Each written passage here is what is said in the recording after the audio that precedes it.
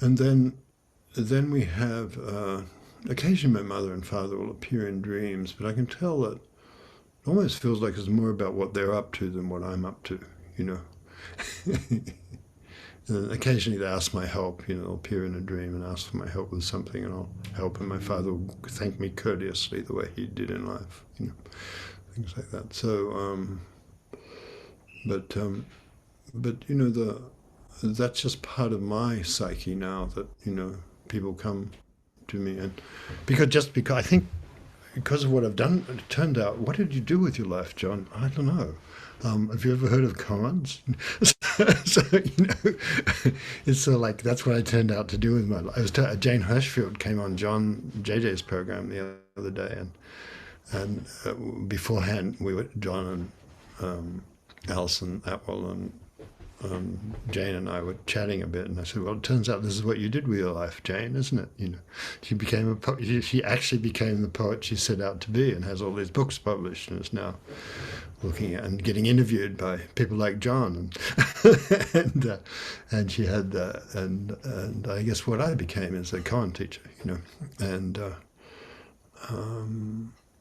yeah, this is what we ended up as, and so then we get all the help turns towards what we are, what we're doing, what kind of being we have, you know. So the help of the ancestors then, once we have some sort of orientation to the infinite, the help of the ancestors helps us there. So the other thing about the ancestors, I think it's good not to make up, you know, every now and again somebody says I've noticed a couple of people, some of my friends here have said, you know, well, I couldn't stand this person, but then I had a dream at the dream retreat, and that it changed, or not that I couldn't stand them, but my feeling for them deepened, you know, and the things they did to me aren't so important, you know.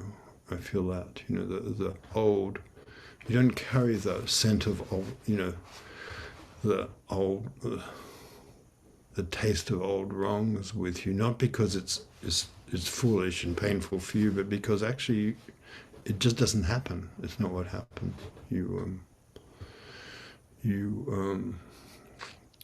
Suddenly they change, and they're not the. It's like not only did the difficulties with my parents, not only do I not hold them against them, but in some sense they didn't happen because I'm in a different. You know, that's the thing about the problem changing by us. We have a bigger point of view. You know, from the Milky Way's point of view. Whatever my parents did is not really too bad. So, you know, so or whatever anybody did, you know, we can forgiveness is not there because the problem isn't there. That's what the thing about having a bigger point of view. And so the dreams always tell us not to ignore the great forces in life, you know. And we're in a momentous, as everybody knows, we're in a momentous time. You know, we're in a time when all the old agreements are changing, and we don't know really what's going to happen. And there's a lot of bitterness and tribal fighting, and you know, things like that. And ideas about justice and so on are you know, disappearing.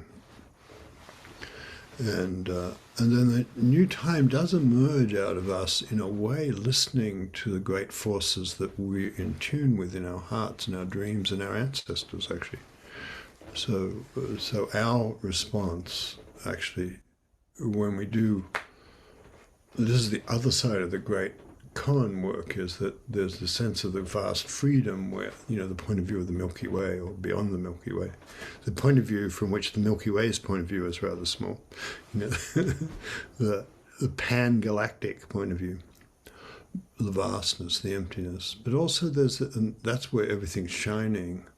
But then also there's the point of view where we work with things, and when we work with things,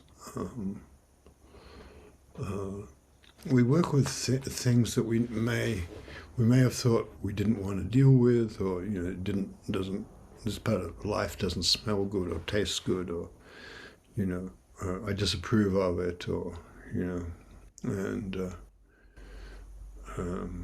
and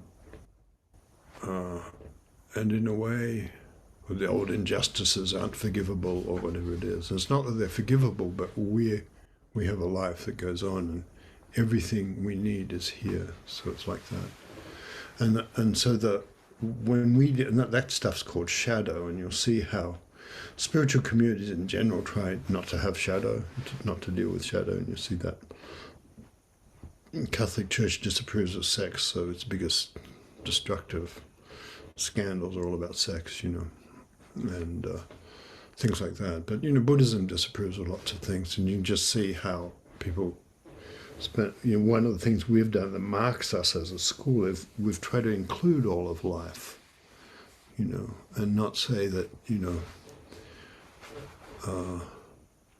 any of your desires are wrong or your sorrows are wrong or any of that, but also that we can't